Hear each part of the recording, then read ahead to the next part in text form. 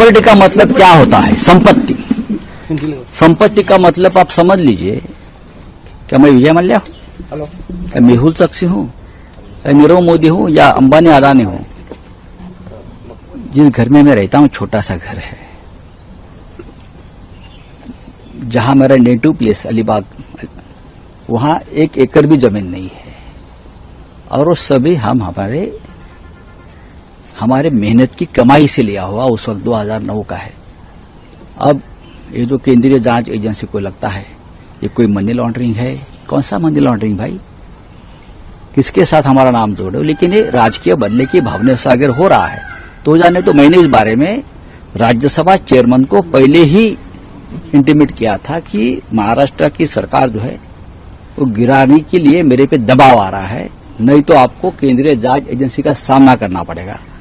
ये इसी घर में आकर लोग बोल कर गए। उसके बाद एक्शन शुरू हो गई है। हम डरने वाले से नहीं है। चाहे हमारा जो आप बोलते हैं प्रॉपर्टी वो जब्त करो, या चाहे हमें गोली मारो, या चाहे हमें जेल भेज दीजिए। संजय राउत बाला साहब ठाकरे का चेला है, शिवसैनिक है, वो लड़ता रहेगा और आपकी पोल खोलता रहेगा। सर आप चुप बैठेंगे सर इसके बाद?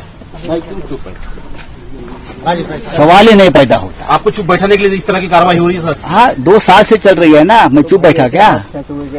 आप जिसको फुदकना है, नाचना है, नाचने दो।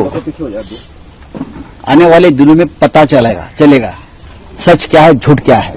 प्रॉपर्टी का मतलब क्या होता है? संपत्ति। संपत्ति का मतलब आप समझ लीजिए, क्या मैं विजय मल्ल्या हूं, क्या मेहुल चोकसी हूं, क्या नीरव मोदी हूं या अंबानी अदानी हूं। जिस घर में मैं रहता हूं छोटा सा घर है,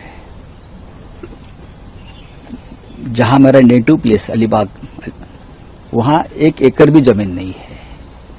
और वो सभी हम हमारे मेहनत की कमाई से लिया हुआ उस वक्त 2009 का है। अब ये जो केंद्रीय जांच एजेंसी को लगता है ये कोई मनी लॉन्ड्रिंग है। कौन सा मनी लॉन्ड्रिंग भाई?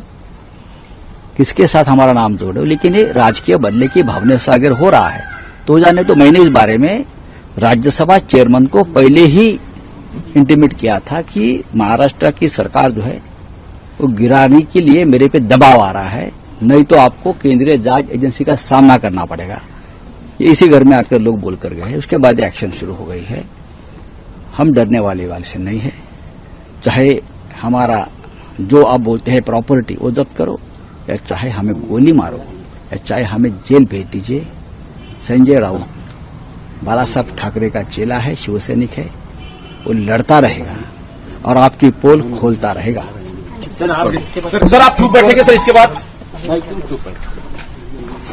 सवाल ही नहीं पैदा होता। आपको चुप बैठाने के लिए इस तरह की कार्रवाई हो रही है सर? हाँ, 2 साल से चल रही है ना, मैं चुप बैठा क्या?